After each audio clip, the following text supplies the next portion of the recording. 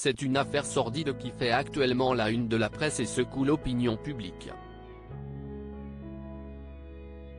Ce lundi 2 septembre 2024 s'est ouvert le procès des viols de Mazan, au tribunal d'Avignon, dans le Vaucluse.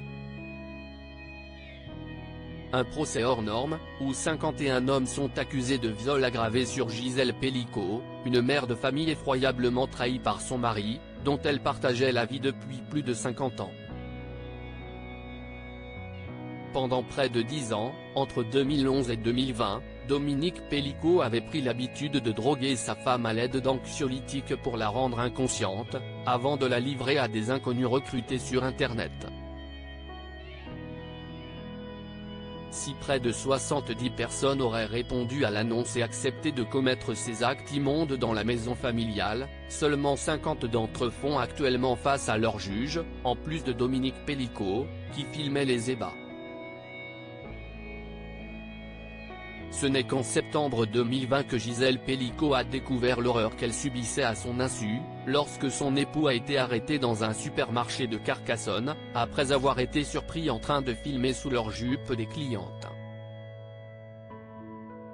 Au cours de leur enquête, les policiers ont saisi l'ordinateur du prévenu et sont tombés sur des centaines de vidéos explicites, en plus de conversations avec des individus à qui l'accusé proposait de venir violer la mère de ses 3 enfants.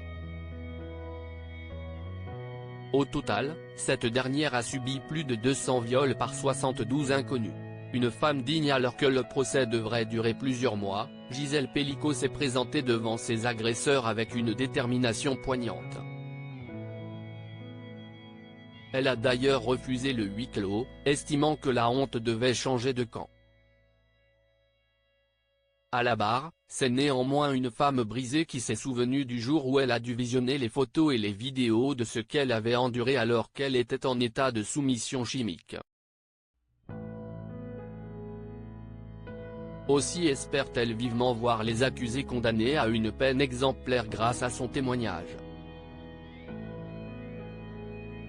Je ne me reconnais pas, je suis dans mon lit, inerte, endormie et on me viole. Le traumatisme est énorme. Je suis en état de choc. A raconté celle qui est désormais âgée de 71 ans. Cette affaire a révolté les internautes et fait s'élever de nombreuses voix. Ainsi, Nabila Benatia a réagi sur les réseaux sociaux pour se dire profondément touchée et afficher son soutien.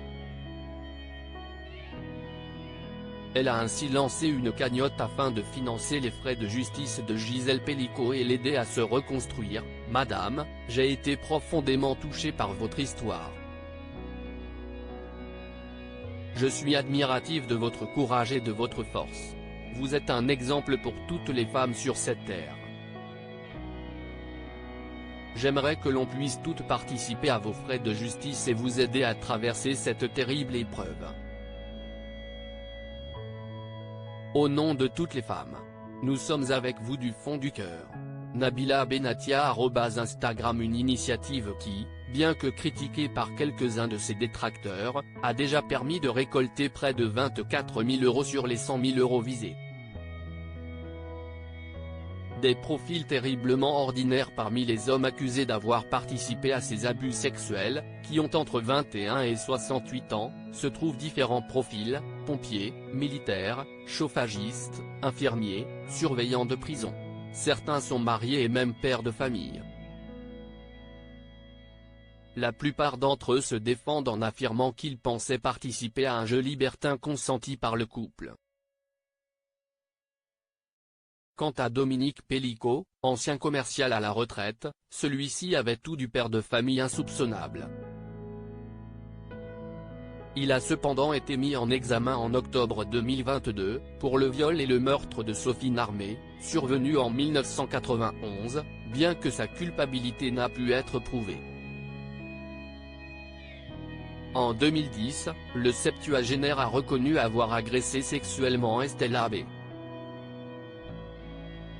En 1999, âgé de 19 ans à l'époque, mais n'a pas été réellement inquiété par la justice.